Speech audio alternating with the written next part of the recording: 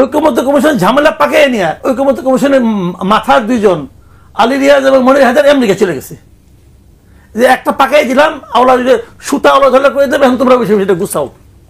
তো এখন কি হয়েছে, যে সমস্যা তৈরি করেছে সরকার, কারণ ঐক্যমত্য কমিশনের হেড কে? ডক্টর ইউনূস। তো উনি যে সমস্যার সৃষ্টিকর্তা, বলে কি 7 দিনের মধ্যে তোমরা এটা সমাধান করো। ওনারা সমাধান করবে কেন? সমাধান তো আপনাকেই করতে হবে, কারণ প্রবলেমটা তো আপনি ক্রিয়েট করেছেন। আপনি গণভোটটা ইলেকশনে আগে হতে হবে কেন? পৃথিবীর কোন দেশে হয় রে ভাই? আইনের কোন ধারায় আছে যে আগে একটা গণভোট হবে? এবং তারপর আবার এখানে এটাও বলছে যে এই যে জিনিসটা তারা করছে, এই যে জুলাই সনদ, নতুন যে সংসদ হবে, সংসদের উপরে সংবিধান সংস্কার পরিষদ করবে একটা, সেই পরিষদ এটাকে বাস্তবায়ন করবে। এবং ওই পরিষদের এটা বাস্তবায়নের বাইরে নতুন কিছু করার ক্ষমতা থাকবে না। মানে আলী রিয়াজ সাহেব যেটা প্রিপেয়ার করে দিয়ে গেছেন, এর বাইরে ওই পরিষদে যাওয়ার কোনো চান্স নাই। শুনেন, বলবে যে আমি কই রে 30টা পলিটিক্যাল পার্টি নিয়ে করছি। 30টা পলিটিক্যাল পার্টি কি বাংলাদেশ? নো, 30টা পলিটিক্যাল পার্টি তো বাংলাদেশ না, বাংলাদেশ তো আরো বড়। আমাদের নিবন্ধিত দলের সংখ্যা তো 52, এখন তো 55 হয়ে গেছে, 60। তাহলে এখন কত হয়েছে? 60 হয়েছে, 60। আর এখানে আলোচনা করছে 30টা দল। এই যে সিদ্ধান্ত 30টা দলের মধ্যে নিবন্ধিত দল আছে 18টা, বাকি না অনিবন্ধিত। এখানে 30টার মধ্যে 30টা, তাহলে ভাবেন। আচ্ছা আমি ধরে নিলাম, কিন্তু এই 30টা যদি নিবন্ধিত হতো, তাহলে এটা তো বাংলাদেশ না। 300 জন যে আসবে সংসদে, যাদেরকে নিয়ে আপনি সংবিধান সংস্কার পরিষদ করবেন না কি করবেন একটা, তো ওইটা যে আসবে, বরঞ্চ ওইটা এর চেয়ে বড় বাংলাদেশ। ওইখানে বাংলাদেশের সাধারণ মানুষের একটা প্রতিনিধিত্ব আছে। তো উনি বলে যাচ্ছেন যে এখানে যেটা হচ্ছে, এর বাইরে কেউ কিছু করতে পারবে না, এটাকেই মানতে হবে। তার মানে আপনি যদি সব হাত পা বেঁধে দেন যে এইটাই মানতে হবে, এইটা আবার গণভোটে হবে। গণভোট পৃথিবীর কোন গণভোটটা ভাই আগে হয়েছে বলুন তো আপনি? মাসুদ, আপনি তাহলে ভবিষ্যৎটা কি দেখতে পাচ্ছেন? এটা ভবিষ্যতের একটা আওলা ঝালা বাধা দিচ্ছে, একটা জগা খিচুড়ি। না, তাই কি হবে? পরিণতি কি? পরিণতি ভালো কিছু হবে না। পরিণতি কি হবে আমি জানি না, আমি বলতে পারবো না কি হবে পরিণতি। তাহলে পরিণতি কি হবে বলতে পারবো না, বলতে পারবেন। মানে অনিশ্চিত যাত্রা, চূড়ান্ত অনিশ্চয়তা, চূড়ান্ত অনিশ্চয়তা। পলিটিক্যাল পার্টিগুলো, আপনি কোনো একটা পলিটিক্যাল পার্টি কিন্তু বলতে পারতেছে না যে আসলে নির্বাচনটা কি ফেব্রুয়ারিতে হবেই, কেউ বলতে পারছে না কিন্তু। এবং রাস্তায় আপনি বের হন, 10 জন মানুষের মধ্যে আপনাকে দেখে যারা সবাই তো আপনাকে চিনবে, চিনার পর প্রথম যে প্রশ্নটা করবে আপনাকে, নির্বাচনটা কি হবে? তারপরে প্রশ্ন, নির্বাচন কি ফেব্রুয়ারিতে হবে? এই প্রশ্ন সবার মনে। কেন সবার মনে এই প্রশ্নটা কে তৈরি করছে? এই সরকার তৈরি করছে। এই সরকার তাদের কর্মকাণ্ডের মাধ্যমে, তাদের কথাবার্তার মাধ্যমে, তাদের আলাপ আলোচনা আচরণের মাধ্যমে তারা এটা তৈরি করছে। অথচ তারা কিন্তু একবারও বলে নাই যে নির্বাচন ফেব্রুয়ারিতে হবে না, এটা কিন্তু একবার বলে নাই। বরঞ্চ তারা সবকিছু যা যা কিছু করতেছে সবকিছুতে প্রমাণ হয় যে নির্বাচন হবে। মানে প্রতিদিন 60টা টকশো হয়, 60টা টকশোর যে স্পিরিট, সেটা হচ্ছে সবাই, আপনি যে কথাটা বলছেন ঠিক এইরকমই বলছেন, কিন্তু সরকার তো এটা শুনছে না। সরকারের সেইভাবে মানে হয় কি জানেন, সত্যি কথা বলতে কি, মানে ডক্টর ইউনূসের আচরণের কথা বলি, ওনার ভাব দেখে মনে হয় কি যে উনি বোধহয় স্বপ্নের জগতে থাকেন, সারা জীবন তাই করছেন। স্বপ্নের ফেরিওয়ালা ছিলেন উনি, বেসিক্যালি স্বপ্নে বিক্রি করতেন, কথার ফেরিওয়ালা বলি আমি ওনাকে। তো ওইগুলো উনি মানে মিষ্টি মিষ্টি আলাপ করবেন, কি বলে না বলে। ওইখানে আপনার যেদিন নাকি স্বাক্ষর হইলো, ওই দিন থেকে নাকি বাংলাদেশ সভ্য হইলো না কি হইলো, এগুলি বলতেছেন উনি। এগুলি কি কয় ভাই? আমরা কি অসভ্য ছিলাম নাকি? উনি আমাদের সভ্য বানাচ্ছে এই সিগনেচারগুলো, অতএব সবাই সভ্য হয়ে গেলাম। এইগুলি কি বলে? তো উনি কোন জগতে থাকে আমি জানি না। উনি প্রমাণ করেছেন যে উনি আসলে এরকম একটা গুরুত্বপূর্ণ কাজের জন্য যোগ্য ব্যক্তি না। উনি পলিটিশিয়ানদের বুঝেন না, উনি দেশের মানুষকে বুঝেন না, এবং সবচেয়ে বড় উনি বাংলাদেশকেও বুঝেন না উনি। এবং এটা এই যে জিনিসটা ঝামেলাটা হলো, যেটা পলিটিক্যাল পার্টিগুলো যখন বললো যে এটা গভর্নমেন্টের উপর দায়িত্ব দিল, তো গভর্নমেন্টের ঠিক করলে তার সমস্যাটা কি ছিল? আলটিমেটলি তো গভর্নমেন্টই ঠিক করবে। 7 দিনের মধ্যে না পেলে আমরা করে ফেলাবো, তারপরে কি দোষটা আসবে কিন্তু পলিটিক্যাল পার্টিগুলোর উপর। এমনও হতে পারে যে আমরা 7 দিনের মধ্যে আপনারা একমত হতে পারলেন না, আমার আরো সময় দরকার। এখন কি বলবে আল্লাহ জানে। এবং গণভোটটাও তো আরেক ঝামেলা। মানে গণভোটটাই আমি অপ্রয়োজনীয় একটা বিষয় মনে করি। এইভাবে গণভোট হয়, এতগুলি প্রশ্ন দিয়ে গণভোট হয় নাকি? যেমন আমি একটা এক্সাম্পল দিয়ে বলি আপনাকে, এই যে উচ্চকক্ষ যেটা আছে, আমি তো উচ্চকক্ষ চাই, আমি পার্সোনালি কিন্তু চাই। ঠিক আছে, সেইটাই মানে উচ্চকক্ষে আমি পিয়ারও চাই, সারা দেশে প্রাপ্ত ভোটের আনুপাতিক হারে ওইখানে হবে, এটা আমি ভালো মনে করি। একজন লোক বিএনপি সমর্থন করে, সে উচ্চকক্ষ চায় কিন্তু পিয়ার চায় না। এখন সে ওইটার মধ্যে কি দিবে? হা দিবে। হা দেওয়া মানে উচ্চকক্ষ চাই এবং সংসদে প্রাপ্ত আসনের সংখ্যানুপাতে চাই। আর আমি উচ্চকক্ষ চাই সারা দেশে প্রাপ্ত ভোটে, তা আমার হার ওনার হা কি সমান? তা আমি হা দিয়ে ভাবতেছি তাহলে ওখানে সংখ্যানুপাতি হবে। মাসুদ, এমন যদি হয় সব না পড়লো, সমূহ সম্ভাবনা আছে, তাহলে কি হবে? তখন তো পুরো প্যাকেজই শেষ। না, তখন তো এরপরের চিত্রনাট্যটা কি ভয়ঙ্কর। আমি বলি আপনাকে, এই যে সংস্কার হয়েছে, এই সংস্কার নিয়ে অনেক সমালোচনা করছে, কিন্তু সমালোচনা করার পরেও এখানে কিন্তু অনেক ভালো ভালো কাজ হয়েছে, অনেক ভালো ভালো কাজ কিন্তু হয়েছে, এটা অস্বীকার করা যাবে না কিন্তু। এবং অনেক বেসিক কিছু সিদ্ধান্ত এখানে হয়েছে, বেসিক কিছু পরিবর্তন। এতগুলি লোক গেছে, কিছু তো বাইরেছে, তো যখন না হবে তখন কিন্তু ভালোগুলিও শেষ হয়ে গেল। তাহলে কেন এই রিস্কে যাচ্ছে? আর আমি এটাও বুঝলাম না। এবং না পাওয়ার সম্ভাবনা, কারণ বিএনপি তো গণভোট চায় না, বিএনপি তো চাপে বেড়ে আড়াজ হয়েছে। এবং এইটাকে বিএনপির নেতা কর্মীরা জানে না, জানে বিএনপির নেতা কর্মীরা না মারে দেয়, তার সঙ্গে যদি আওয়ামী লীগের নাম যুক্ত হয়, আর থাকলো কি? জানি না খেলাটা কি। নূর, যেটা হচ্ছে যে একটা প্রশ্ন সবাই করেন আর কি, যে ফেব্রুয়ারির প্রথম দিকে নির্বাচন হবে বলে এটা ধারণা করা হচ্ছে, কিন্তু নিশ্চিত করে কেউ বলতে পারছেন না যে আসলে নির্বাচন হবে। এটা ব্যক্তিগতভাবে আমারও আসলে একটা সন্দেহ সংশয় যে মানে ইলেকশনটা যথাসময় হবে কিনা। যদিও নির্বাচনে অংশগ্রহণ ইচ্ছুক একজন প্রার্থী হিসেবে আমিও মাঠে চষে বেড়াচ্ছি, নিজের কনস্টিটিউয়েন্সিতে লোকজনের সাথে গণসংযোগ করার চেষ্টা করছি, কিন্তু এটা ঠিক যে আমি যাদের সাথেই কথা বলি, যেখানে যাই, সেটা রাজনৈতিক দলের নেতা থেকে শুরু করে ব্যবসায়ী, সাংবাদিক, সবারই কমন কোশ্চেন, এমনকি আমাদের ডিপ্লোম্যাটদেরও, যে ইলেকশন কি ফেব্রুয়ারিতে হচ্ছে কিনা। তো এই মানে সন্দেহটা আসলে কেন আসছে? নিশ্চয়ই কোনো কারণ আছে, কিংবা এই পর্যন্ত সরকারের কিছু ক্যারেক্টারের কারণে মানুষ মনে করছে যে সন্দেহের কিছু কারণ থাকতে পারে। এবং সর্বশেষ এই জুলাই সনদ নিয়ে যেটা হচ্ছে যে এখন এমন একটা বিষয় যে মানে সঠিক কথা বলাও অনেক জায়গায় খুব মুশকিল হয়ে যাচ্ছে। সোশ্যাল মিডিয়াতেও নানান ধরনের প্রোপাগান্ডা এবং বুলিং ছড়ানো অনেককে নিয়ে। আমরা তো এই সংস্কারের জন্যই এই গণ অভ্যুত্থানের পূর্ব থেকেই লড়াই সংগ্রামটা করেছি, আমরা সংস্কারটা চাই।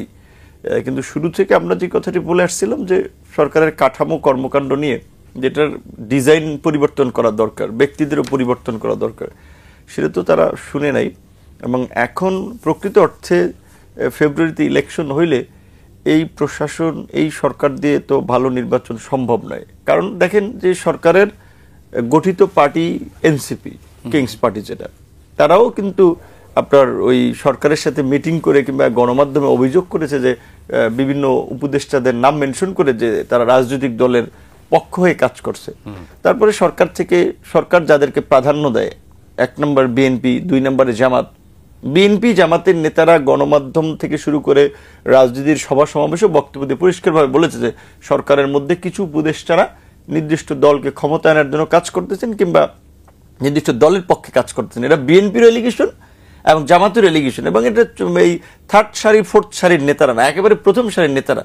তাহলে এই 3টে দলের অ্যাকনলেজমেন্টে কিন্তু এটা পরিষ্কার যে সরকারটা নিরপেক্ষ না, এবং এই অবস্থায় এই সরকারকে দিয়ে নির্বাচন সম্ভব নয়, সুষ্ঠু নির্বাচনটা সম্ভব নয়। এখন এই সরকারের আন্ডারে যে প্রশাসন হচ্ছে, কারণ তারাই তো এসপিডিসি সিলেক্ট করতেছে ভোটের জন্য, তো ওই এসপিডিসিদের সিলেকশন প্রক্রিয়া তারা যদি জামাতের কাছ থেকে, আপনার 64 জেলার ডিসিদের মধ্যে ধরেন জামাতের কাছ থেকে 25টা নেয়, বিএনপির কাছ থেকে 30 জনের নাম নেয়, এনসিপির কাছে 10 জনের নাম নেয়, এইভাবে করে এটা প্রশাসনের সেট আপ দেয়, তাহলে এই প্রশাসন তো নিরপেক্ষভাবে কাজ করতে পারবে না, যেটা আমরা অনেকদিন ধরে বলে আসছি। তো সেই দিক থেকে সামগ্রিক প্রেক্ষাপটে এটা আমিও মনে করি এখন যে ফেব্রুয়ারিতে নির্বাচনটা হবে কিনা এটি নিয়ে যেমন একটা সন্দেহ সংশয় রয়েছে, একই সাথে ফেব্রুয়ারিতে ইলেকশন হলেও ডক্টর ইউনূস যেটা বলেছে, কিংবা আমাদের যে প্রত্যাশা, গত 1.5 দশকে উৎসবের ভোট আতঙ্ক ছিল, ভোটের বা নির্বাচনের নামে প্রহসন ছিল, মানুষের ভোট দান ছাড়াই প্রার্থীদেরকে বিজয়ী ঘোষণা করা হয়েছে। তো এইবার নির্বাচনটা আবার ওই রকমের একটা মেকানিজমের নির্বাচন হয় কিনা, বিশেষ করে প্রধান উপদেষ্টা যখন এই 3টি দল নিয়ে জাতিসংঘ সফর করেছেন, দেখেন আপনি ভোট ছাড়া, যেখানে গত 16 বছরে ভোট হয় নাই, আপনি তো বলতে পারেন না যে এই দল নাম্বার 1 এই দল সেকেন্ড। মানে গায়ে গুতরে মোটা সোটা দেখলে তো আর দারোগা না, আপনি বলে ফেলবেন যে না এটাই নাম্বার 1 দল। যেমন এই ছাত্র সংসদ নির্বাচনগুলোতে এই সময়ের দেন গণ অভ্যুত্থানে ডক্টর ইউনূস যাদেরকে হিরো মনে করে, মাস্টার মাইন্ড মনে করে, তাদের সাথে থাকা লোকজন কোনো জায়গায় একটা বিপিজিএস পদের প্যানেলে খুব জিততে পারছে, বরঞ্চ অসম্মানজনকভাবে হারা হেরেছে। শিবিরের এই বিপি সে ভোট পায় 13,000, আর এই বিপ্লব গণ অভ্যুত্থান আমরা দেখেছি যে আপনার ঝুঁকি নিয়ে এটি ঠিক সংগ্রাম করেছে, নেতৃত্ব দিয়েছে, 9 দফার ঘোষণা দিয়েছে, সংগ্রাম করেছে রাজপথে। শেষ পর্যন্ত ছেলে মেয়েরা ভোট পেয়েছে, কেউ 2,000, 1,800, 3,000, 4,000। তো ডক্টর ইউনূস যাদেরকে হিরো মনে করে, রিয়াল হিরো তো তারা না। তো এই যে আপনার এনসিপিকেও আপনার বিশেষ করে আপনার এই জাতিসংঘের মিটিংয়ে নিয়ে গেল, কারণ যে তারা গুরুত্বপূর্ণ স্টেক হোল্ডার। তো দেখা গেল তো ছাত্র সংসদ নির্বাচন বা বিভিন্ন ক্ষেত্রে তারা গুরুত্বপূর্ণ স্টেক হোল্ডার না। তো এখন অনেকেই বলছে যে সরকার এখন কার্যত 111-এর সরকারের মতো, সরকারের মধ্যে একটা অংশ কোনোভাবে কারো কাছে ক্ষমতাটা দিয়ে আসলে বিদায় নিতে চায়। এখন প্রক্রিয়া ঠিক করার জন্যই এনসিপি, জামাত, বিএনপি নিয়ে আপনার জাতিসংঘ সফর করেছে। তো এইটা যদি সরকারের মনোভাব হয়, এরকম একটা সরকার গণ অভ্যুত্থান পরবর্তী শেষ পর্যন্ত তারা ওই সেফ এক্সিটের দিকে হাঁটেন, তো এটা দুঃখজনক। তাহলে তো ওই এত কিছু করার দরকার ছিল না। আমরা যে লড়াই করেছি, সংগ্রাম করেছি একটা মৌলিক পরিবর্তন, এবং বিশেষ করে সেটা রাজনীতি থেকে শুরু করে সামাজিক বাস্তবতায়, সেটি কিন্তু আর মানে বাস্তবতা ওইভাবে দেখা যাচ্ছে না। তো এখন আসলে কি হয়, নির্বাচনটা কি ধরনের হয় সেটি নিয়ে একটা সন্দেহ সংশয় আছে। আমার মনে হচ্ছে যত দিন যাবে তত এই সংকট ঘনীভূত হবে। এবং মাসুদ কামাল ভাই কিংবা আপনি যেটা বলেছেন, এর মধ্যে রাজনৈতিক দলগুলো যেভাবে বল ছেড়ে দিলে দেখবেন বল নিয়ে কারাকারি লেগে গেছে, পেছন থেকে একজন বিসমিল্লাহির রহমানির রহিম বলে দেশবাসীর উদ্দেশ্যে ভাষণ দেওয়া শুরু করে দেবে। কারণ ওই পরিস্থিতি কিন্তু আমরা ডেকে আনতেছি, প্রেক্ষাপট তৈরি হচ্ছে। অনেক ধন্যবাদ আপনাকে। দর্শক, আমরা বিরতিতে যাচ্ছি, ফিরছি খুব তাড়াতাড়ি, আমাদের সঙ্গেই থাকুন।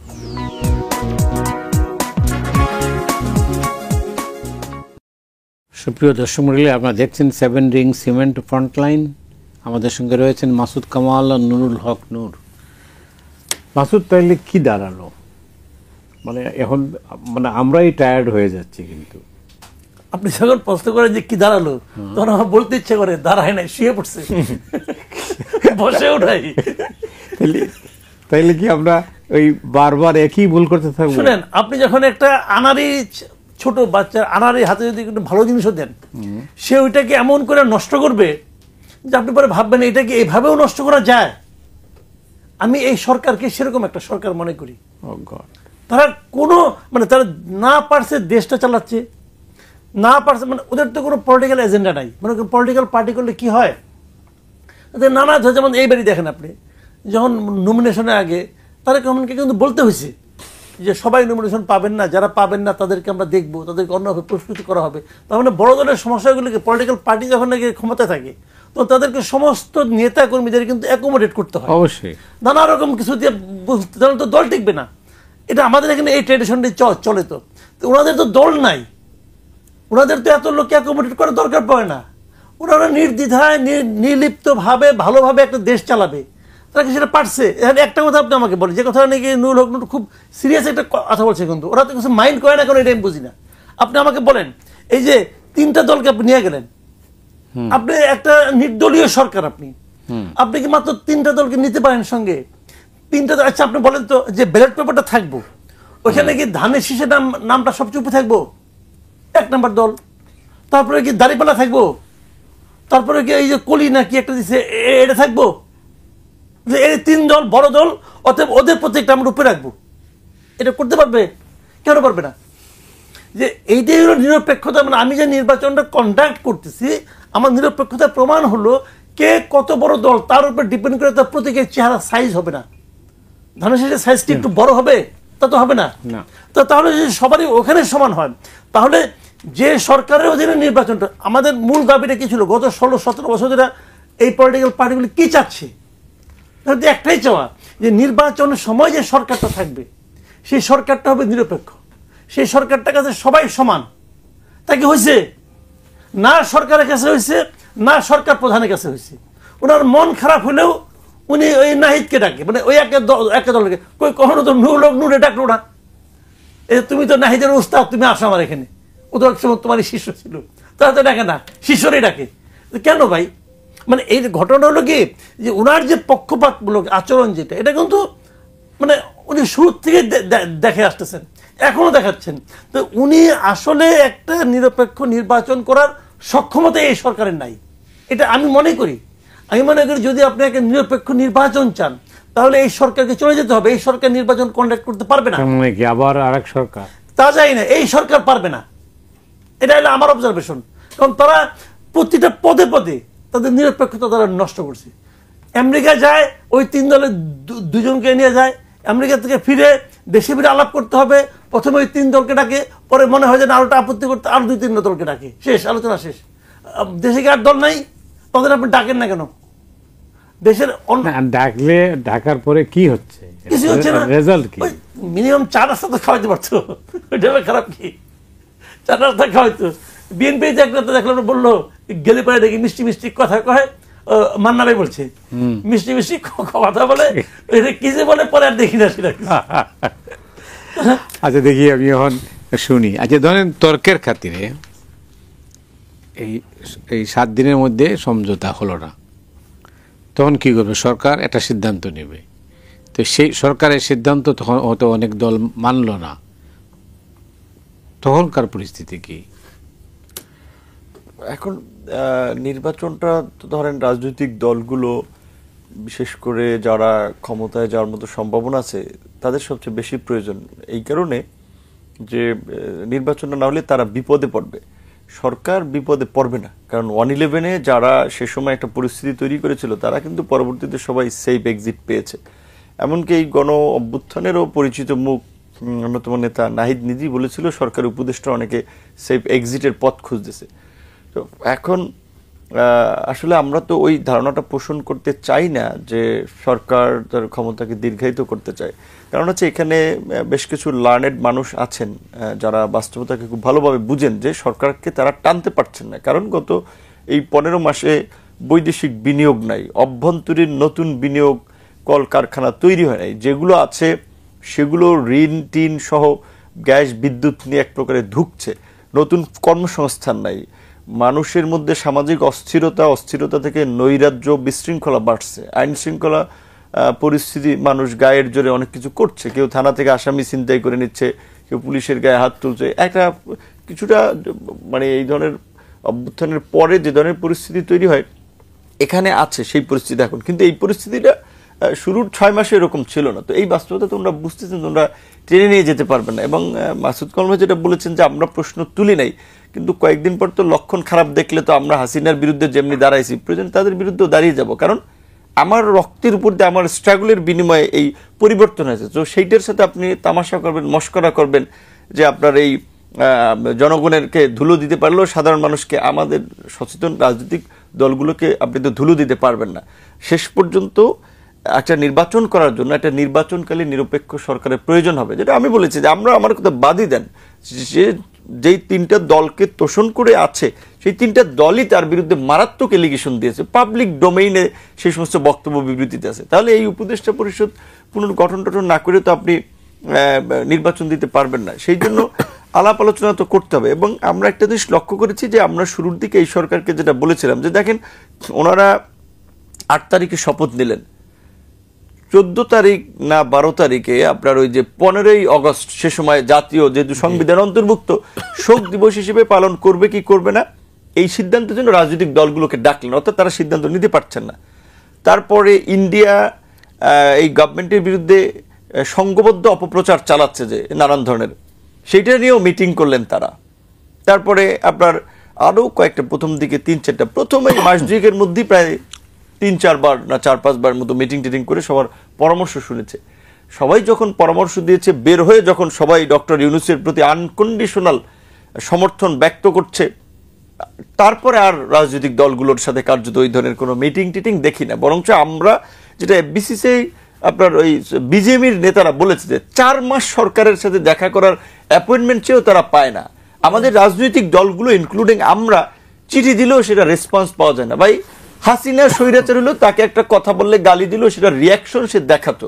তো ওনারা তো আমরা সবাই সমর্থন দিয়েছি, কাজে সেখানে তো আমাদের তো একটা কথা তো শুনতে হবে, পালন করুক বা না করুক, সেটা কিন্তু ওনাদের মধ্যে এই মানসিকতাটা দেখি না। বরঞ্চ শুরু থেকে আমরা দেখেছি যে সরকার রাজনৈতিক দলগুলোকে, রাজনৈতিক নেতৃবৃন্দকে বাইপাস করে চলার একটা মানসিকতা। আমরা বলেছিলাম যে দেখেন, এই অভ্যুত্থান পরবর্তী একটা অস্বাভাবিক সময়, এই সময় আমরা তিউনিসিয়ার যদি দেখি, আরো বিভিন্ন জায়গায় দেখি যে পরিস্থিতি তৈরি হয়েছিল, সেখানে কালচারাল ডিভিশন, ধর্মীয় বিভাজন, এবং বিশেষ করে এই কর্মসংস্থান, বেকারত্ব থেকে শুরু করে সেটার কারণে একটা অভ্যন্তরীণ নৈরাজ্য, সেখান থেকে বিশৃঙ্খলা। তো এই পরিস্থিতি সামলাইতে আপনারা এই শুধুমাত্র এই সিভিল সোসাইটির কিছু ব্যক্তিবর্গ যারা একেবারেই শুধুমাত্র একটা নন গভর্নমেন্ট অর্গানাইজেশন করেছেন, তাদের দিয়ে সরকার চলবে না, আপনারা কিছু পলিটিক্যাল ব্যক্তিদেরকে নেন। তো অনেকে পরিষ্কার বলছেন, ভাই তাহলে আমাদের দরকার কি, তাহলে আমরা চলে যাই, আপনারা এই চালান। মানে তাদের ল্যাঙ্গুয়েজের এটা দেখে আমরা খুব অবাক হয়েছি। এবং এটা ঠিক যে শুরুর দিকে কিছু ব্যক্তিরা আমাদেরকে সতর্ক করেছিল, ওয়ার্ন করেছিল, কিন্তু আমরা একটা মোহে ছিলাম, আমরা বুঝতে পারিনি। কিন্তু এখন বুঝতেছি যে না, আসলে যেই আমাদের মোহ ছিল সেটা কেটে গেছে। কিন্তু এখন বুঝতেছি যে না, যেই দিকে যাচ্ছে খুব বেশি ভালোর দিকে যাচ্ছে না। ধরেন বাংলাদেশে শেখ হাসিনার তৈরি হলো কিভাবে, গত 16 বছরে ভোট নির্বাচন না থাকার ফলে, এবং শেখ হাসিনা একটা ব্যবসায়ী শ্রেণী, একটা সংবাদ মাধ্যম, একটা বিভিন্ন শ্রেণী পেশার মানুষের অংশ একটা সাপোর্ট দিয়েছিল।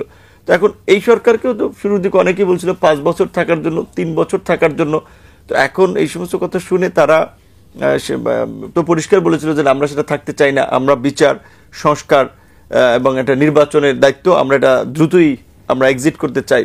বিচারের গত 15 মাসের মধ্যে বলছে যে এখন অগ্রগতি হচ্ছে ভালো, সংস্কার সেটেল, সংস্কার শেষ পর্যন্ত যেটা বললাম যে ঐক্যমত্য কমিশনের লাস্ট মিটিংয়ে একটা ঐক্যমত হয়ে গেছে, তারপরে এইটা নিয়ে তো এই জায়গায় আসার দরকার ছিল না। তো এইখানে এখন আসলে অন্য কোনো উদ্দেশ্য কিনা, এটার জন্য আমাদের 7 দিন হয়তো দেখতে হবে যে তাদের রোলটা কি হয়। এখানে যদি তারা মনে করে যে রাজনৈতিক দলগুলো তো সম্ভব না, আমরা আজকে বসেছি, গণতন্ত্র মঞ্চ, এনসিপি, এবি পার্টি, 9টা দল আজকে বসেছে, তারা আলোচনা করেছে, কিন্তু এখানে তো one of the major stakeholder BNP, এটা গুরুত্বপূর্ণ একটা বড় দল হিসেবে তাদের সাথে একটা সরকারের আলাপ আলোচনা করে একটা সমঝোতায় পৌঁছানোর পজিটিভ উদ্যোগ নেওয়া দরকার। তারা নিচ্ছে কিনা আমরা জানি না। প্লাস হচ্ছে জামাত বা অন্য যারা গণভোট দাবি করছে, ভাই গণভোটের এখন আজকে আপনার 5 তারিখ, ডিসেম্বরে যদি তফসিল হয় তাহলে গণভোটটা কখন হবে? তাহলে এটা বুঝেও যদি আমরা এটাকে ইস্যু তৈরি করি, এটা তো হয় না। তাহলে কেন এই দাবিটা আনছে? নিশ্চয়ই কোনো কারণ আছে। আবার মাসুদ কামাল ভাই যেটা বলেছে আইনের দৃষ্টিতে সেটাও যৌক্তিক, যে পৃথিবীর কোনো দেশে গণভোট এই রকমের আগে হয়নি, আগে বিল হয়ে ওইটার উপরে গণভোট হয়েছে। তো তারপর আমরা ধরে নিলাম যে অভ্যুত্থানের একটা অস্বাভাবিক পরিস্থিতিতে অনেক কিছু হচ্ছে যেটার বৈধতা পরবর্তী পার্লামেন্টের দেয়া লাগবে, যেটা 90-এ এরশাদের পতনের পরে যেটা বিচারপতি শাহাবুদ্দিন সাহেবকে যেমনিভাবে প্রধান বিচারপতি থেকে উপরাষ্ট্রপতি, সেখান থেকে রাষ্ট্রপতি, সেখান থেকে আবার বিচারালয়ে তিনি গিয়েছিলেন, এটা যেমন একটা প্রক্রিয়া শেষ পর্যন্ত সংবিধানে বৈধতা দেওয়া হয়েছিল, ঠিক এখন যে কাজগুলো করা হচ্ছে এটা একটা ডক্ট্রিন অফ নেসেসিটির জায়গা থেকে মানুষের স্পিরিটকে ধারণ করে এই যে সংস্কারের আলাপ আলোচনাগুলো, সেগুলোকে একটা মাসুদ কামাল ভাই যেটা বলেছিল ওই 30-32টা রাজনৈতিক দল এবং জোটই তো সবার প্রতিনিধিত্ব করে না, ওইটা একটা গণভিত্তি দেওয়ার জন্য একটা গণভোটের আয়োজন করা যেতে পারে। সেটা শেষ পর্যন্ত হয়েছে যে নির্বাচনের সাথে একই সাথে 2 ইস্যুতে যে এই অন্তর্বর্তী সরকারের জাতীয় ঐক্যমত্য কমিশনের আলোচনায় গৃহীত জুলাই সনদকে আপনি সমর্থন করেন কিনা, হ্যাঁ অথবা না। এখানে ডিটেলস 84টি প্রস্তাবের পক্ষে গণভোট নেওয়া সম্ভব হবে না। সব মিলিয়ে একটা নৈরাজ্যকর পরিস্থিতির দিকে যাচ্ছে দেশ। এই পরিস্থিতিতে এর সমাধান কি? একটা দেশ তো এইভাবে চলতে আসলে পারে না। বিষয়টা কি হয়েছে মতি ভাই, আমি আপনাকে বলি, মানে এগুলো কিছু হতো না। মানে কখনোই কিন্তু আপনার সঙ্গে আমার 100% একমত আমি হব না, না হওয়ার আপনি কারণ হবেন না, আমি হব না, কারণ নাই। তারপরেও কি আমরা পাশাপাশি চলতে পারি না? পারি তো, পারি তো। আমরা তো চলি, সবাই সবার সঙ্গে চলে। তো এখানে আমরা কি দেখি? আমরা দেখি যে উনি আমাকে বন্ধু হিসেবে মেনে নিতে পারছেন কিনা, অথবা উনি আমাকে সহযাত্রী হিসেবে মানতে পারছেন কিনা। আমি কিন্তু একটু একটা মিনিমাম একটা জায়গা তো থাকবে। এটা নির্ভর করে কিসের উপর? নির্ভর করে আন্তরিকতার উপর। এখন এই আন্তরিকতাটা না এখন নষ্ট হয়ে গেছে। শুরুতে পলিটিক্যাল পার্টিগুলো সরকারের প্রতি আন্তরিকতা দেখাইছে। সরকার মনে করছে কি যে মানে ওরা বোধহয় বাধ্য হয়ে দেখাচ্ছে, অথবা সরকার মনে করছে যে আমরা বিশাল কিছু হয়ে গেছি। তখন সরকার আবার এটাকে মানে অন্যভাবে নিয়েছে যে আমরা বোধহয় বিশাল কিছু, যে কারণে সরকার অনেক উপদেষ্টা বলা শুরু করছে 52 বছরে রাজনীতিবিদরা কিছু করতে পারে নাই, এই জন্য হচ্ছে আমাদেরকে আসতে হয়েছে। মানে ওনাকে আসতে হয়েছে কারণ 52 বছর ধরে পলিটিক্যাল পার্টিগুলো কিছু করতে পারে নাই। তো এইটা শুনে কোনো পলিটিক্যাল পার্টি খুশি হয়েছে? হয়। তা আপনি যদি প্রথম থেকে যদি পলিটিক্যাল পার্টিগুলিকে এইভাবে মূল্যায়ন করতে থাকেন, তখন কি হয়, ওই আন্তরিকতাটা কিন্তু আর থাকে না। তারপরেও তারা ছিল নানাভাবে। এখন এই পর্যায়ে আসার পর যখন তারা সিগনেচার করছে একভাবে, এখন দেখতেছে আরেক জিনিস। সিম্পল কিন্তু জিনিসটা বললেই হয়তো ভাই ভুল হয়ে গেছে, ঠিক করে দিচ্ছি, তারা কিন্তু ওটা মধ্যে ধরে আছে। এবং এটা দিয়ে তারা দুইজন তো উড়াল দিছে, চলে গেছে। তো এখন এই জিনিসটা আপনাকে দিয়ে এখন তারা মানে তোমরা সমাধান করো, এখন সরকার বলে তোমরা সমাধান। তার মানে কি, এখন পরস্পরের মধ্যে আসলে সেই বিশ্বাস অবিশ্বাস তো পরের কথা, সে বেসিকটা যেটা আন্তরিকতাটা ওইটি আর নাই। এখন পরস্পরকে প্রতিপক্ষ ভাবা শুরু হয়েছে। এবং এই জিনিসগুলো কিন্তু আমি মনে করি বেসিক্যালি সরকার অর্জন করছে, সরকার ক্রিয়েট করছে। আমি তো বলি যে এই যে সরকারকে কেউ বিশ্বাস করে না, সরকার মনে করেন 5 তারিখে এসে বলছে ফেব্রুয়ারিতে নির্বাচন হবে, বলার পর সে ইলেকশন কমিশনকে বলছে, ইলেকশন কমিশন যাচ্ছে। সরকারের দিক থেকে কিন্তু অফিসিয়ালি আপনি কোনো ভুল দেখাতে পারবেন না, কোনো ভুল নাই, কিন্তু সবই যা যা করা দরকার তারা তাই করতেছে। তারপরও এই দেশের কোনো মানুষ তাদেরকে বিশ্বাস করে না। কেন? এই জিনিসটা উনাদের উদ্ঘাটন করতে হবে যে আমরা কি এমন করছি যে মানুষ আমাদেরকে বিশ্বাস করে না কেন। এটা তো তারা তো এটা মনে করছেন না। এই যে তো সমস্যাটা, সমস্যা হচ্ছে এই জায়গাটাতেই যে আমার আচরণে আপনি অস্বাভাবিকতা দেখছেন, কিন্তু আমি মনে করি আমি স্বাভাবিক আছি। তাহলে আপনি কি বলবেন? তার মানে আমি আমার মতলব আছে একটা কিছু। এখন এই মতলবটা কি এটা আমরা জানি না, হয়তো 2 দিন পরে বুঝতে পারবো। কিন্তু সব মিলিয়ে পরিস্থিতি খুব ভালো। সামনে আমাদের আনন্দ ঘন নির্বাচন হবে। আরো ভাই ক্রাইসিস তো অনেক, ক্রাইসিস তো শেষ না, ক্রাইসিস তো অনেক। একটা ছোট ক্রাইসিস আপনি সমাধান করতে পারছেন না। আজকে যদি মনে করেন এই সমস্যার সমাধান হয়, জুলাই সনদের সমাধান হয়, তারপরে জুলাই সনদ কিভাবে বাস্তবায়ন, দেখেন আরেকটা জিনিস কি, তারা তো পলিটিক্যাল পার্টিগুলোর উপর সন্দেহ করতেছে। মানে পলিটিক্যাল পার্টিগুলো যখন বল ঠিক আছে আমরা এই সনদটা করলাম, করার পর আমরা যখন সংসদে যাব সবাই মিলে, একা তো হবে না, সবাই মিলে মিশিয়ে আমরা যাবো এবং সবাই মিলে পাস করবো, এটা তো বিশ্বাস করে না। না তোমরা করবা না, আগে সাইন করো।